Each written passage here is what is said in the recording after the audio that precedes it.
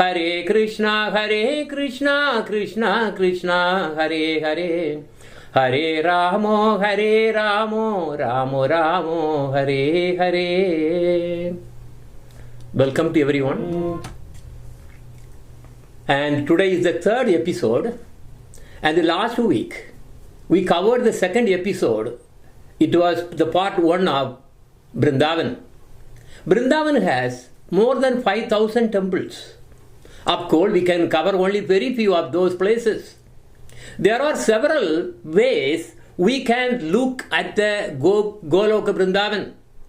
1. The absolute Goloka Vrindavan, situated beyond Vaikunta, there the Nitya Lila is always going on. And second, its manifestation on the earth and other planets, they are the Prakata Lila. There's a window comes there, there's a Lila happens and then closes. Then the third one, its manifestation in the hearts of pure devotees. Pure devotees carry Goloka Vrindavan all the times. That is the Aprakata Lila. So there is also another way it manifests. When Srila Bhaktivinoda Thakur was doing his seva to his deities, one day he really saw the entire Goloka Vrindavan manifested right in the temple room. So that is another way that it can manifest. In the last class, we visited Nidhuvan.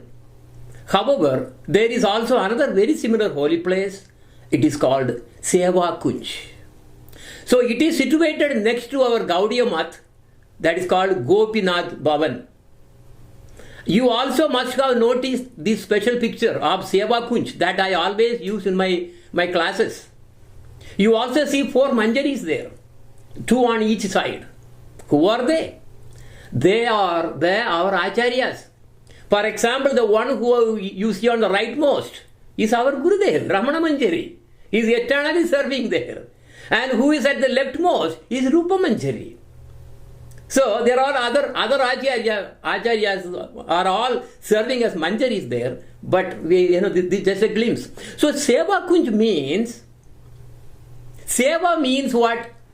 With service. So Seva means service and Kunja means a secluded grove in the forest. Seva Kunj means doing service in the Kunja of the forest. Who is doing service to whom in the Vrindavan forest? People may think that it is Radharani doing service to her beloved Krishna maybe. But actually it is opposite. It is Krishna who is doing seva to Srimati Radharani. This picture can be found in most of the temple in Vrindavan and everywhere. This picture along with many others were painted by Srimati Shyamarani Didi. So this Seva Kunj picture originally manifested from the heart of our Gurudev, based on a pastime mentioned in the Gita Govindam by Srila Jayadeva Goswami. And we enacted a drama on this as well.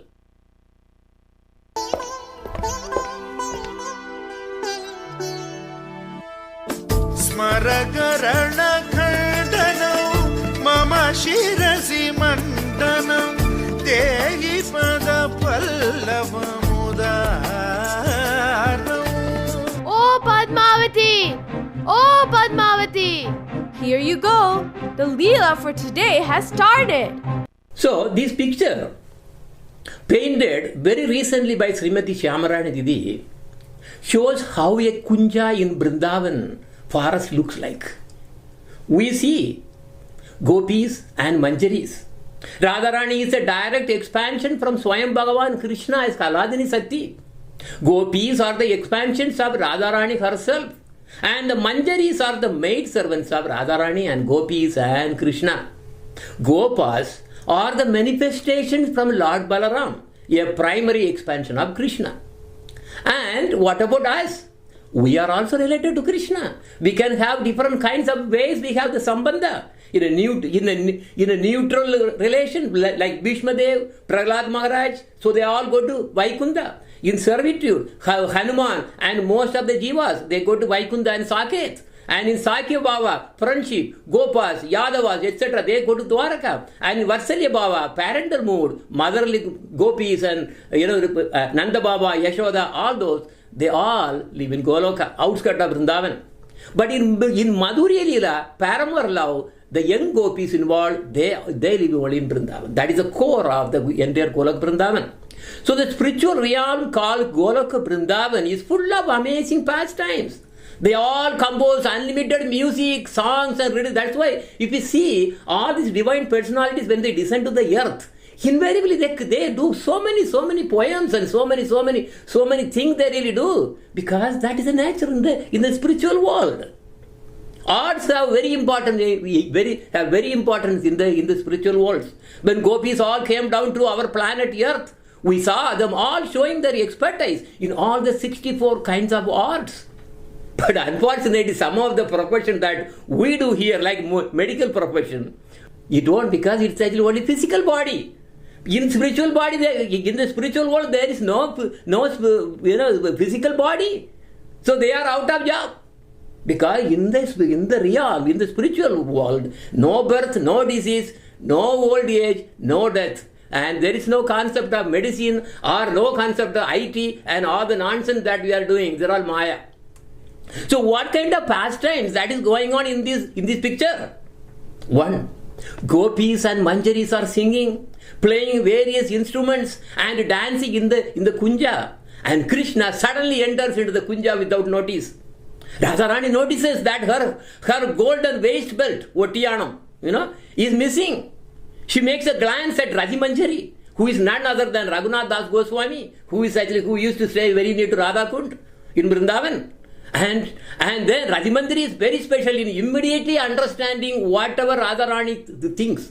Rajimandri will actually immediately understand. So Rajimanjari goes out secretly and looks for that missing one which Radharani accidentally dropped out and takes it and then brings back, and secretly, without anyone noticing, she just ties that on the waist of Radharani. You can see in the picture. Here is one. And Krishna doesn't know. No one knows. Okay, see, this is the one pastime which we are actually seeing here. Right? There is more to this story actually. What is so special about this place that I mention as Seva Kunj? Here, Sri Chandra Mohan, he is a head pujari. He says, this place is known as Seva Kunja. Why is it called thus? It is because during the Rasa Leela that Lord Krishna is performing every night in Vrindavan, we saw the Nidhivan and all those. Sri Radharani becomes tired and Sri Krishna himself performs seva by how? Massaging her lotus feet. So this is very, very, very, very exquisite. And also there was that area, Seva Kunj has a lot of other histories also. There was a Muslim poet called Syed Ibrahim Khan. He lived at that, at the time of Vallabhacharya. So this Syed Ibrahim Khan left Islam and took shelter of Sri Radha Krishna and became a disciple of Sri Vallabhacharya. Vallabhacharya is in one of the four sampradayas, and he is actually prominent acharya. And with his Guru Nishta, this Syed Ibrahim Khan developed a deep devotion to Sri Radha Krishna. And he was then called as Rasika Kavi Rasa Khan. so you can see that, because you can see his samadhi, in near Gokul. Actually, if you go to Vrindavan Parikrama, near the Gokul, there is his samadhi is there, and that Muslim, right, became a Krishna devotee, saw direct darshan of Radha Krishna in this Seva Kunj.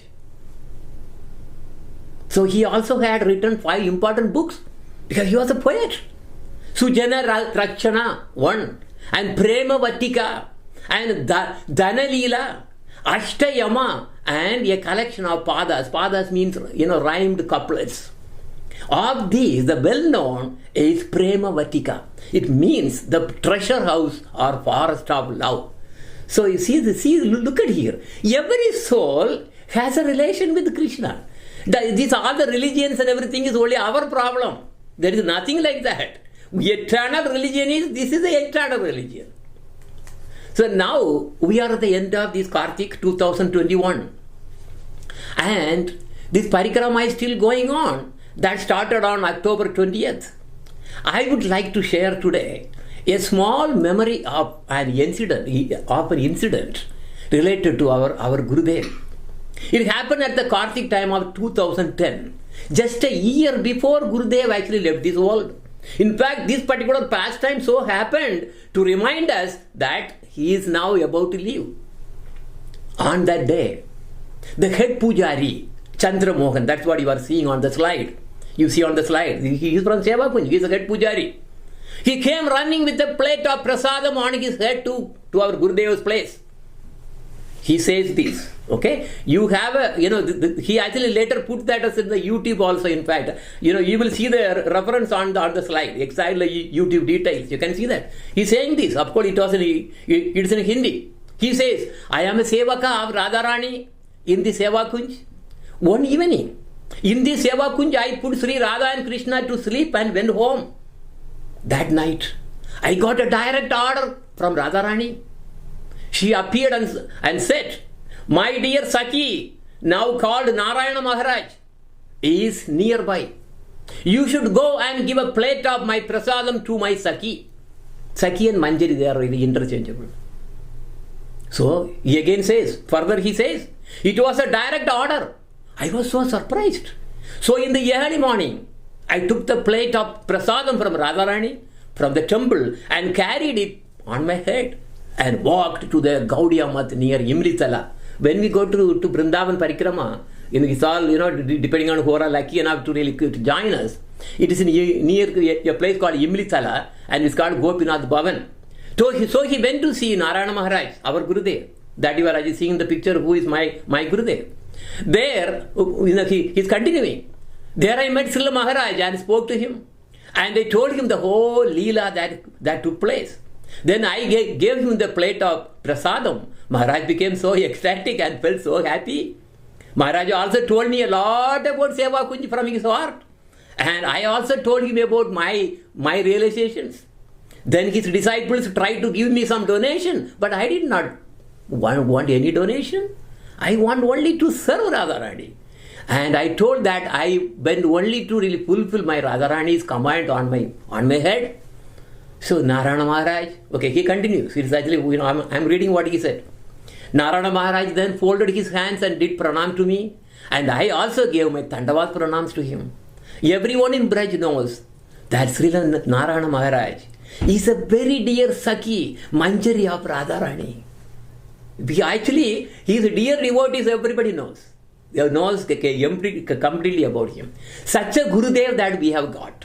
So you can see in the YouTube. I really put the thing in there. So Srila Gurudev honored the prasadam and gave some to his disciples. And the news also came out to all of us actually. And in fact, the next year, he left the body. So in those days, unlike now, Vrindavan was full of forests. Vrindavana is a general name for all the forests. Also, there is a specific place also called Vrindavan. In Brajamandal, there are totally 24 vanas. Vana means forest. 12 of the vanas are large, called Mahavanas. Maha means large vanas. And another 12 of them are small and called Upavanas. Upa means small. Here are the 12 Mahavanas of Brajamandal.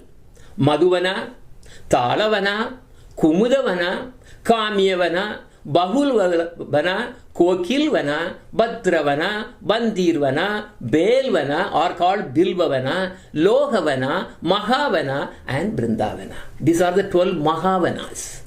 And here are 12 Upavanas, small forests. Atalavana, Kevarivana, Viharavana, Gocharanavana, Kaliya Damanvana, Gopalavana, Nikunjavana, Niduvana. That's what we really did it. That was a Upavana. Remember previously we did that one. We just saw the Niduvana and the nearby Bangai Bihari temple also I was talking about. Then Radhavana, Julanavana, Gahvaravana, Pappadavana. So each of the 24 vanas have many pastimes. Temples and also kundas. Kundas means they're all holy ponds, tirthas. Alright? Okay, so now here, because I was fascinated, of course, about all the vanas. So as I did not find any bhajan or any Gaudiya, bhajans, that I could find to glorify the list of vanas. Like Gurudev, Gurudev actually inspired me to write this small song long ago. I did for Gurudev and also composed some music and also sang with actually Andy. You will see another voice also. You can just listen. Okay.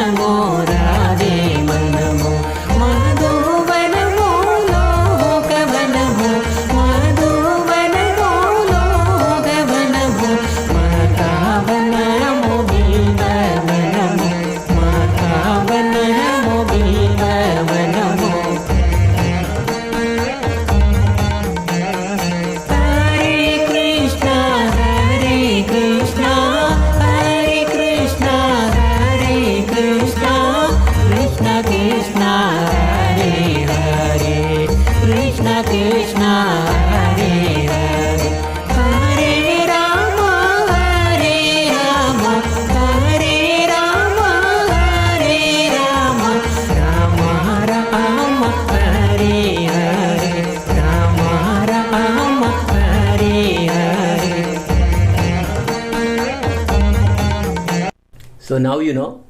So this is Madhuvana. So you really just went through just a few of the vanas there. Not all of them, but some of the important ones that I felt. So this is Madhuvana. Our first episode started with Madura. Remember? Very first episode started with Madura. And we saw about some gods. What the gods means? Holy Tirthas. Okay, one of them was Dhruva god, Dhruva Tirtha. If you remember that one. That was a place where Dhruva Maharaj, as a small boy, 5-year-old small boy, came and then met Narada Muni here, in that place, Dhruva Gata, Madura. And after taking bath, he received the 12 syllable Diksha mantra of, that is the Narayana mantra. So, Narada Muni gave it. But then, I also told that Dhruva actually went deeper into the forest. And that forest, where he went and stood in meditation, is the Madhuvana. Here he performed very severe austerities for 6 months. And he got the darshan of Lord Narayan. So that happened in the Madhuvana. And if you go to Madhuvana, you will see this. This is the same place where he stood in meditation. It is called Dhruva Tila, meaning place of Dhruva Maharaj. Tila means place. On the eastern side, we can see a small temple, as we see in the picture, with the deity of Dhruva and also Sri Narayana inside. See, that I am showing on the top right.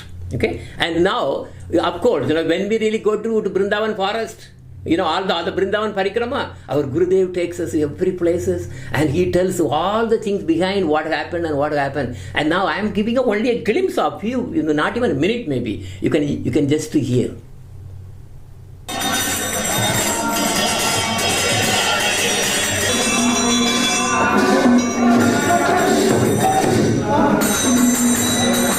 I had to do a study for my Sri Hari, and I want to meet him. Then Nara saw that he is not going to return back, so he gave some mantra to him, of Narayana mantra. So he began to, he told that mantra. In first month, he took only the leaves, dry leaves. Second month, he left it all. And in the gap of 7 days, he began to live. After that, he lived on the water. And after that, also he gave up water also. And he used to take water only on 15 days. After that, he left water and he used to live on air only after 15 days. And after that he left also taking breaths also. And now he was totally became in samadhi. Not knowing who am I, where I am, he was totally absorbed in that mantra.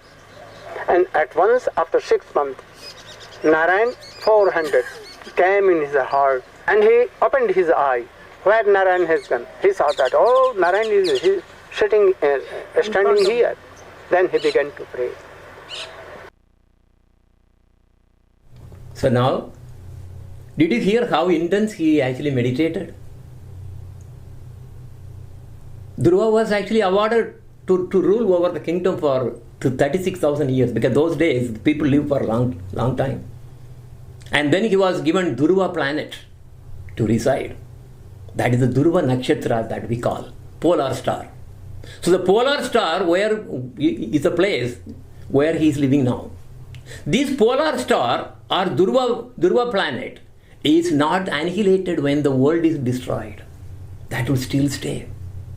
Also, as you know, our Brahmanda actually rotates, having this polar star as a pivot. That's how it really the whole thing. That's why we really always see the Dhruva Nakshatra for so many directions. That time, when they were going in ships and all, there was no other navigations and all. So they used to really make use of that. Krishna, with all his kopas, used to take all the cows and calves before, and to take them into Vrindavan forest to herd them. And sometimes some places there might not be any water there found. So what Krishna used to do is, he used to take his flute and then strike the ground with his flute, just a touch, and the kunda manifests right there. Kunda means lake, which manifests right in front of their eyes. So what you see here was manifested by Krishna when Krishna stroked his flute on for the water on the ground, and this is called Krishna Kunda. Krishna would bring his cows here regularly.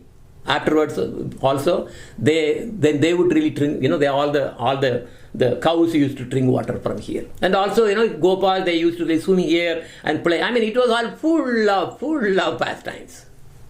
So next to Madhuvana is I am skipping so many pastimes because I cannot cover. Next to Madhuvana is Talavana. This forest is situated about 6 miles south of Madhura and 2.5 miles southwest of Madhuvana that we saw. This is the Vana where Krishna and Balaram killed the donkey demon Dhenukashura. We can also see this incident mentioned in the Skanda Purana, same thing. Aho talavana punyam yatra talair hato suraha hitaya yada vanchana atmakrudanakahyacha. What it says is, this Kantapurana. In Talavana, Sri Krishna and Sri Balaram killed the donkey demon called Dhenukasura for the benefit of the Yadavas and the pleasure of his Gopas, Sakas. So it was once an enchanting forest full of palm trees. These palm trees, actually, people are really not understanding what exactly this is. This is in South India, it's called Panemaram. This Panemaram, that is what the Tala is. So that is what they is full of. They really had a big forest there. So the cruel king Kamsa had appointed one of his followers, he was Dhenukasura, to guard this forest.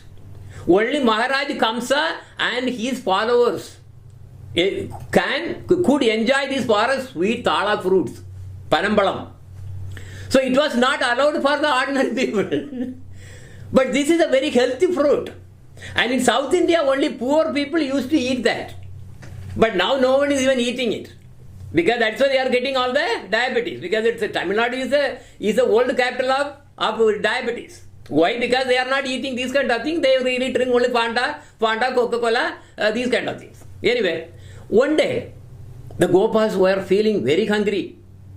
And the smell of these palm fruits, because actually you would see that this fruit is so smelling, it's really so nice, it will attract you. So that smell of the palm fruits aggravated their hunger. So now they really complained Krishna, oh Krishna, we are hungry. And the Krishna and Balaram said, okay, all right. Yeah, nearby is a Talavana. Why don't we really go there and then have some, the Tala fruits, Panambalam. So Baladeva, so they all ended. And Baladeva, caught hold of one of them and he was shaking and shaking. In fact, it's very hard, right? It's a tree. Of course, Balaram is Bala. He's a Bala. He's a very, very strong. And it all just like that, all the fruits, all ripened fruit fell to the ground. And the cowgirl boys were jumping and then they jumped in joy and they were about to taste the fruit. But when they were about to pick the fruits and about to eat, hearing the sound of the falling fruits, Dhenukasura, who was actually nearby watching and guarding, along with his relatives, rushed and attacked Krishna and Balaram. With what great force! Dhenukasura came running and with his hind legs he kicked Krishna and Balaram. But without any strain or effort, Balaram caught hold of the hind legs of the strong Dhenukasura and he whirled. He just rotated like this in the sky and threw him on the top of a huge palm tree. So now he is there, stuck on the top of the tree. And he died. Then his donkey relatives, they all came running. And they also attacked them. And Krishna killed every one of the donkey relatives of Dhenukasura to finish in no time. And so many palm trees in that fight were all collapsing one after another because it was a heavy fight. And one was falling on another and then the whole forest was a mess and it was destroyed. But anyway, they left the place. But later, when the Talavana again was really back and clean, then Krishna and his Sakas would come and then enjoy, this place. So marking that event, about Balaram killed Dhenukasura, this is the Balapatra Kunda. There is a small lake, Talavana. Okay, this is Talavana we are talking about, where Dhenukasura demon was killed by Balaram. And a small temple for Balaram is also there, as you can see. The demons we see in the Leelas of Krishna are the personification of evils. Because the thing is, nobody can see the Leelas. Only when Krishna, his associates, his Sakas, only they can really see the Leela. Not others. No, it's not possible. It's not possible. So now, all the demons are also coming from this evil personification. Dhenukasura is a personification of ignorance. Muttadana. So with ignorance, no one can understand the truth about Krishna. முட்டாள்களுக்கு இது தெரியாது, கிருஷ்ணா பற்றி தெரியாது. So realisation of the truth about Shri Krishna and Krishna bhakti is possible only by have a guru who can remove their ignorance. ஓம் அஞ்ஞானதிமிரந்தஸ்ய ஞானாஞ்சனாய சலாக்கயா. That's what it means. We really say this. And Brahma and Balaram is the very souls of all the gurus. So, only by the mercy of Sri Baladev Prabhu, right, from whom the Guru manifests, only by them bhakti becomes strong. Otherwise, we are all weak. Nothing. Only they can give you the strength. And in fact, is there any other way to really become strong in our bhakti? There is no other way. There is no other way. There is no other way except getting a guru. So, but due to our foolishness like the donkeys, like Dhenukasura, we carry all kinds of unnecessary loads of this material world. Thus we are very lusty and tolerate the kicks of the she-donkeys and the beatings of the washermen and the boss at our work. Those who are with the foolishness about Krishna and Bhakti, they neglect to worship Supreme Lord Krishna, but carry all the bad qualities as of a donkey. A donkey thinks that if he does not work hard, his master would suffer and die, and it is afraid that he can't get a morsel of grass. The grass is available free everywhere, but the donkey doesn't know. It thinks that only if it works so hard, it will get the grass. A morsel of grass. And when the washerman is putting so much of heavy load, it's actually the four legs are really shivering, just shaking because of the load. But he thinks, I should get a morsel of grass. If I have to do it, I have to do it. Like that it does. So like a donkey, many people think that without them, their company will not survive. We do not belong to this world. We are actually indispensable. We are dispensable.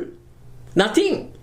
So now look at the donkey. Another thing about, strange thing about, foolish thing about a donkey is like this.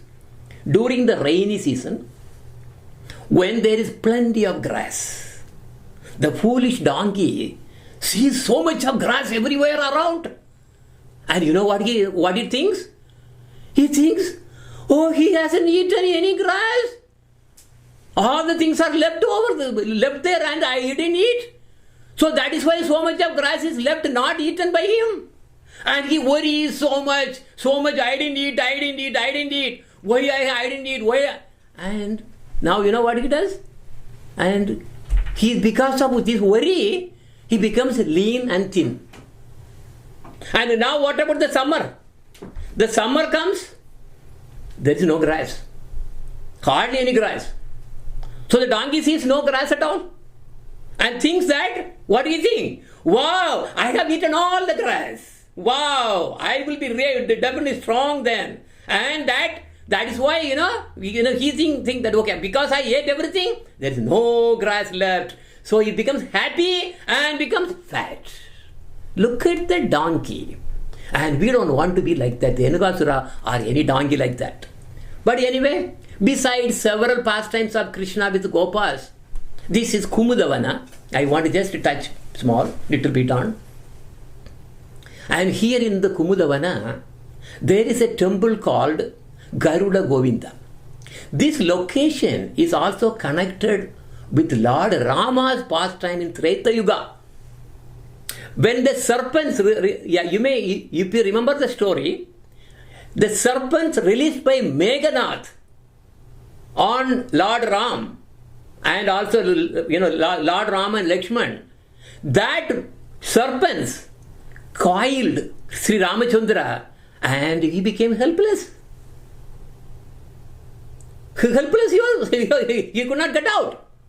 When Garuda came to know from Devarishi Narada Muni about the situation, Garuda immediately rushed to this place to rescue Lord Rama. Because Narada Muni said, you have to go and help. Otherwise Lord Rama will be in trouble. And Garuda was thinking, who is the Lord? Lord Rama is his Lord. And anyway, So he was thinking, how can I am actually surviving because I am a carrier of the Krishna. So but anyway, so because of Narada Muni, he really ran there, and he then as soon as serpents saw Garuda, they released Sri Ramachandra and fled. This incident left Garuda doubtful to whether Sri Rama in fact is Bhagavan or not. But later, okay, now how that correlates is, this is the place where Garuda got a darshan of Krishna at the same place. And there he got the realization about exactly why Lord Rama performed that pastime with him. And Garuda then found out that Lord Rama wanted to glorify me too. He wanted me to be also included in his pastime. So this is how, you see, the divine personalities will do. Right? That's Lord. So then in Dwapar Yuga, right, when Lord Krishna was here, at the same place, one day while he was grazing the cows, Sri Krishna was so absorbed in playing here with the sakas. And Krishna, in that play, remembering that place related to this pastime, he said, "Oh Sri Rama, you are Garuda. I am going to jump on, I am going to climb on your back." And he climbed on Sri Rama, and the Sri Rama was carrying Krishna. Like, Garuda is actually carrying the Lord. Okay? So, there is a temple. It's called this is a temple where, this is in Kumudavana. Okay, in this temple, you can see the deity, and the deity is actually decorated as what? Sudama as Garuda, and also Krishna is there. So we can take darshan of Govindaji and Sri Dama in the role of Garuda. Now the next one, I am only touching. Every Vana has so many pastimes. How can I really go over all of them? There are 5,000 temples alone. Kamyavana. Okay, next one I am touching on the Kamyavana. Kamyavana has a very unique history with the Pandavas. When the Pandavas were performing their Vanavasa, they roamed over many places and once came here. When they came here, they were feeling so thirsty and no water was found near. And Yudhishthira sent Bhima to get some water. And when Bhima was looking around, he saw some birds flying on the sky nearby. He thought, oh, that means there is some water there nearby, there's a lake. So he walked towards that direction and found a lake. And, oh yes, there are a lot of water. So he was really trying to first, quench his thirst, and then, he was about to take on the pot. So, but he just took some little water to drink. Immediately, a voice came from the Akash. It was from a Yaksha, and the Yaksha told, "Stop! Don't drink any water from here. This lake belongs to me. Unless you answer to answer my questions, you cannot drink any water. Otherwise, you will die." So then, Bhima, the character of the Bhima anyway. So he did not care.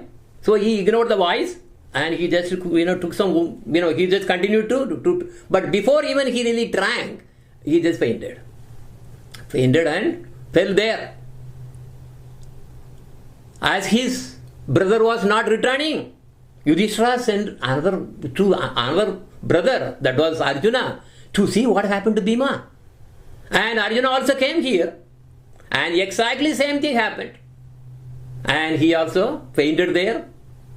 Then Yudhishthira sent again one more, and then one more. All his 4 brothers were sent.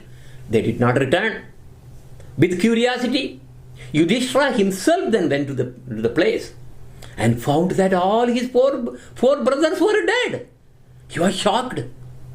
Then he also heard that airy voice from the Yaksha saying that, "Answer to my questions, otherwise you cannot touch anything in my lake.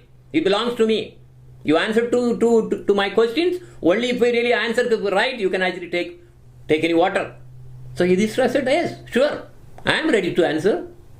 And also it really said, "If you answer right, I will give one of your 4 brothers to really come alive." And there were so many questions, and there are only few of them. I am just putting only 6 of them. So the Yaksha asked, What is heavier than the earth? Yudhishthira said, one's own mother is heavier than the earth. Because earth is meant for what? For the, he is really so merciful and tolerant. So the same way a mother also. So anyway, so yes, so one's mother is heavier than the earth. The next question, which is the best dharma in the world? And Yudhishthira said, the best dharma in this world is mercy. That is the best dharma. Mercy. If one is really showing mercy on others, even if they really made a blunder on them, that is the highest dharma. Then the third question, who is the invincible enemy of human being? Not known. See, the human being has enemy inside. It's not seen, invincible. What is it? He said, anger is the invincible enemy of human beings. Oh, okay. He said, yes, you are doing good. Then the next question, what is the endless disease of a human being? Endless disease, it will never stop. If no medicine, nothing, it will never stop. Endless. Yudhishthira says, greed. The greed is their endless disease. Yes, you said right. Then Yaksha asked, who is happy? Yudhishthira said, he who has no debt, no mortgage to pay, and he who lives in a simple life, like in a hut, and eats only once a day, he is the happiest man. Oh yes, that is correct. Then the Yaksha again asked, what is the greatest wonder in this world? And Yudhishthira said, every day, as you see in this picture, every day people die and go to Yamaraja to get tortured. But those who are here but waiting in the line are fools who can die at any moment. But they think that they will live forever. This is the greatest wonder in this world. Wow. You answered all my questions. You answered all my questions. And he said, yes, you are correct. Now I am going to give you out of the 4 brothers, one of them you can actually, I can make him to really come back to life. Okay, who? You will just choose one. Yudhishthira said, the thought, I am going to take only Nakula. Oh, then Yaksha asked, why not Bhima? Why not Arjuna? Why Nakula? Yudhishthira said, see, my father had 2 wives, Kundi and Matri. Matri apparently had only one son. He is Nakula. If I selected someone, if I did not select Nakula, my other mother, mother, it is that Kundi and Matri, both are like mother anyway, right? So Matri will go with no son. She won't have any. So that is why I am choosing. So that both will be happy. Wow, you are Dharma. You are Dharma Raja. Yes. Because of your this good answer and also this unique best answer, I am going to really give you bonus. I will make all your other 3 brothers also to come back to life. And they just like that came back. And who was that Yaksha? That Yaksha was none other than Yamaraj himself. Yamaraja is also called Dharmaraja. Why? Why Dharmaraja? Because in hell, in his kingdom, the way he awards hell and heaven, absolutely no complaint can be done. Dharma. Because on top of his head, there used to be a sword hanging on a hair. Big sword, right there.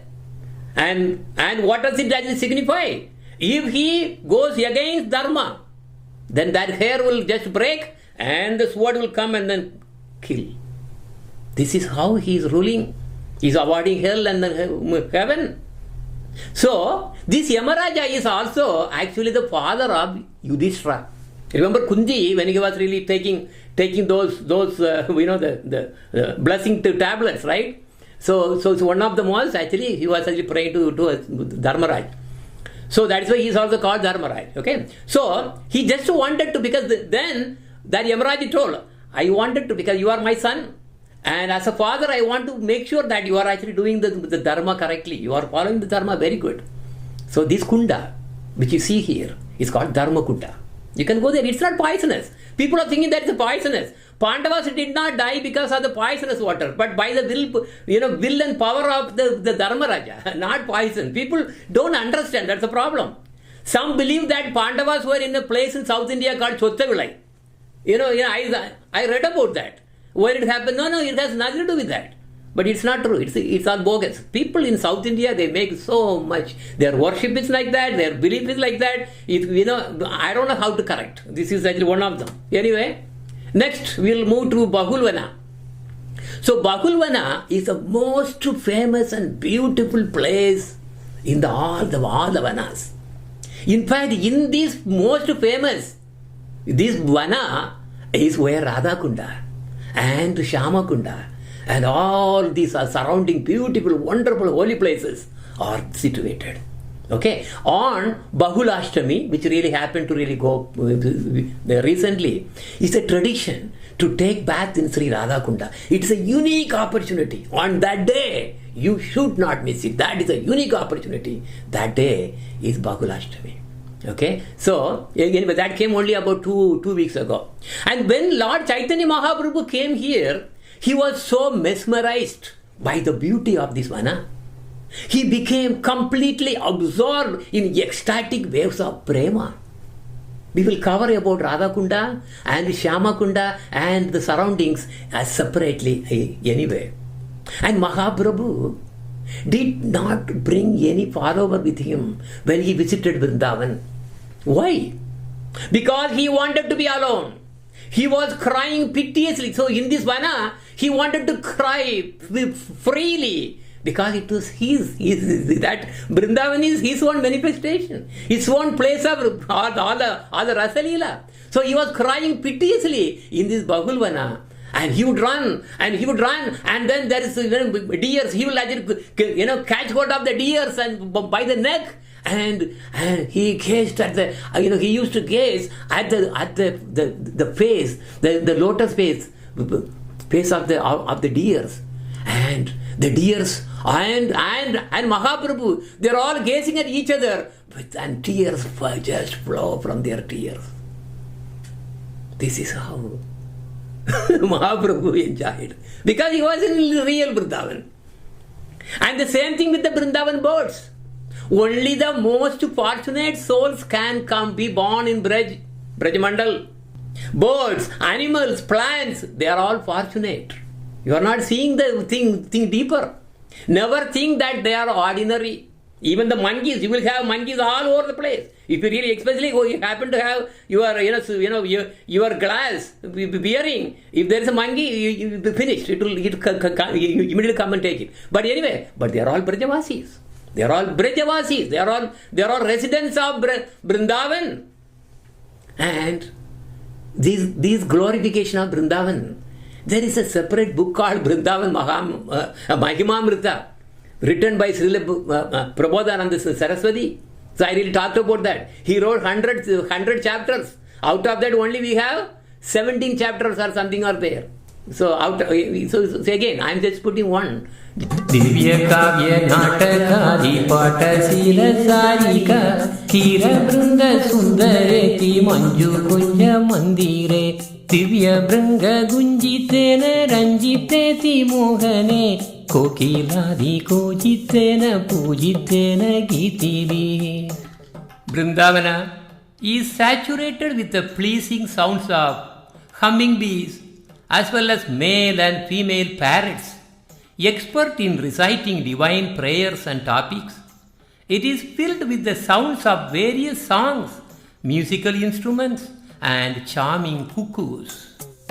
Divya Kavya Natakadi Patasila Sarika Kira Brunda Sundareti Manju Kunja Mandire Divya Branga Gunjitena Ranjiteti Mohane Kokiladi Kojitena Pujitena Gitili. Anyway, how many verses? If you really read the verses, they are all nectars actually. So this is just one of them I just wanted to put there. Sukadeva Goswami, who was said to narrate Srimad Bhagavatam, you all know who is Sukadeva Goswami. He is actually a parrot of Radharani Asta in the Nitya Siddha Deha. That parrot always used to sing her name, Radhe, Radhe, Radhe, Radhe. The same parrot used to go to Krishna and tell about Radharani as a messenger.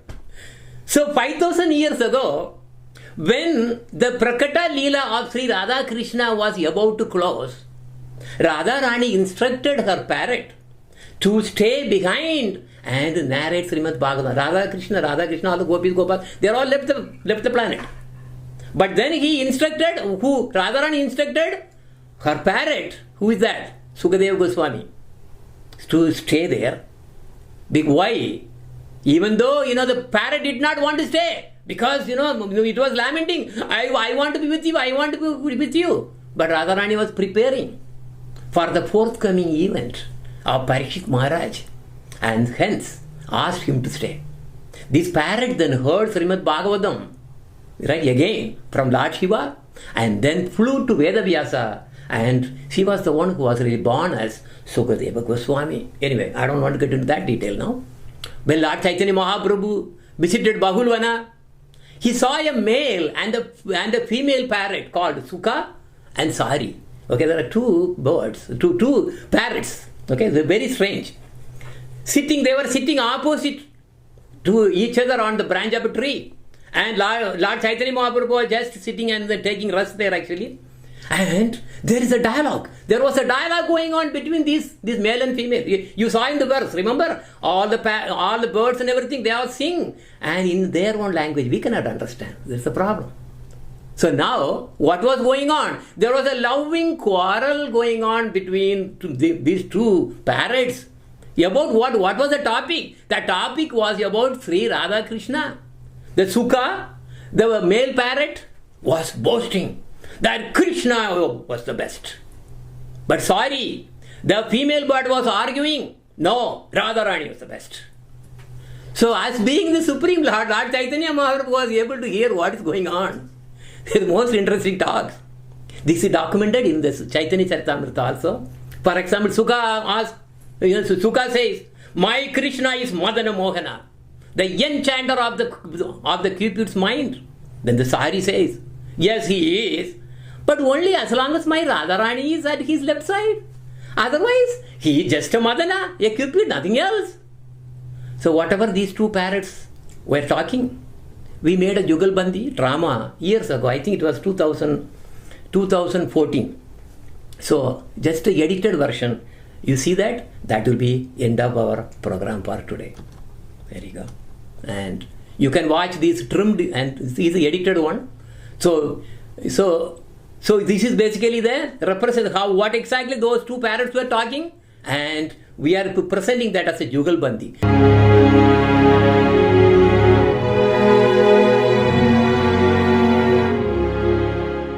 Why are you always boasting about your Radharani? My Krishna is the supreme and the best. Do you know my Krishna is Madana Mohana? He is the enchanter of Cupid's mind. Oh yes, he is. But he is Madana Mohana only if my Radharani is at his left side. Otherwise, he is just Madana, a Cupid, nothing more. Don't boast too much. No one is sweeter than my Krishna.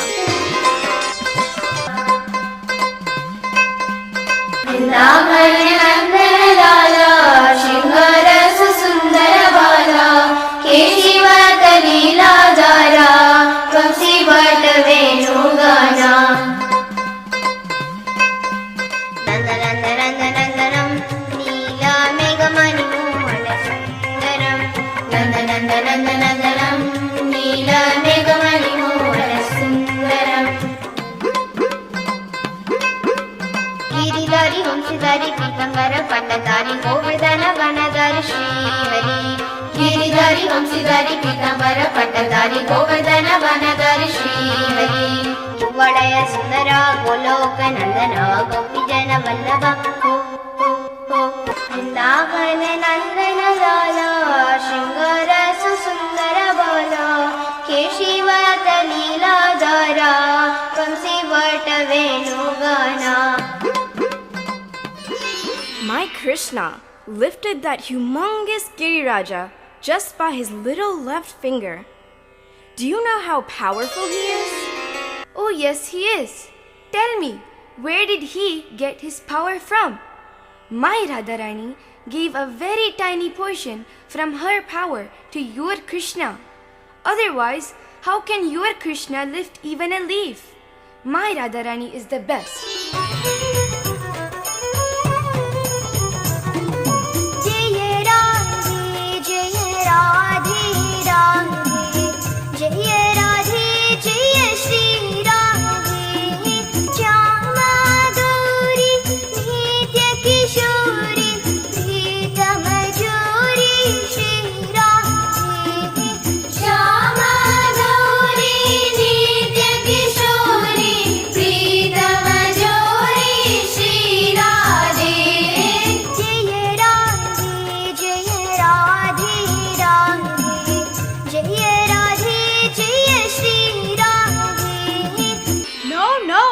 You are really boasting too much.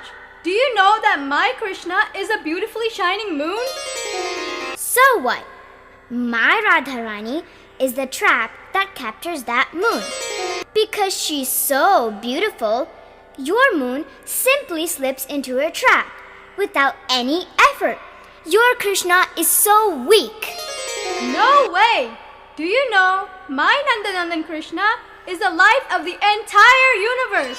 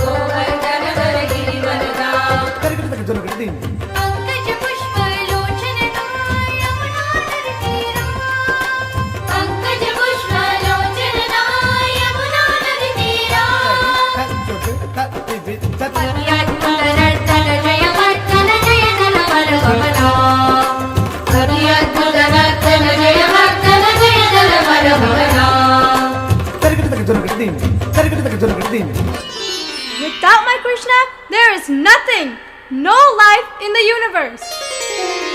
But my Radharani is the life of that life itself. So glorious is my Radharani. Radhe Rani ki jai, Maharani ki jai. Radhe Rani ki jai, Maharani ki jai. Radhe Rani ki jai, Maharani ki jai. Radhe Rani ki jai, Maharani ki jai. Do you really know the beauty of my Krishna? He is ever fresh Shamala.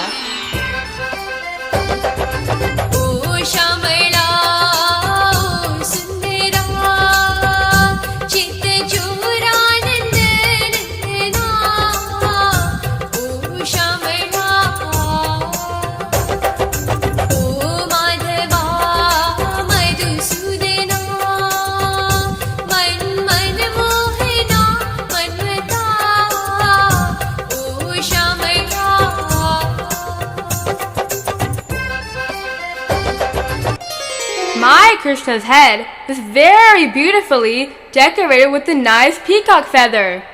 Oh yes, it is beautiful only because my Radharani's name is marked on that feather. Without my Radharani, your Krishna has nothing. Kripa karu, Murari.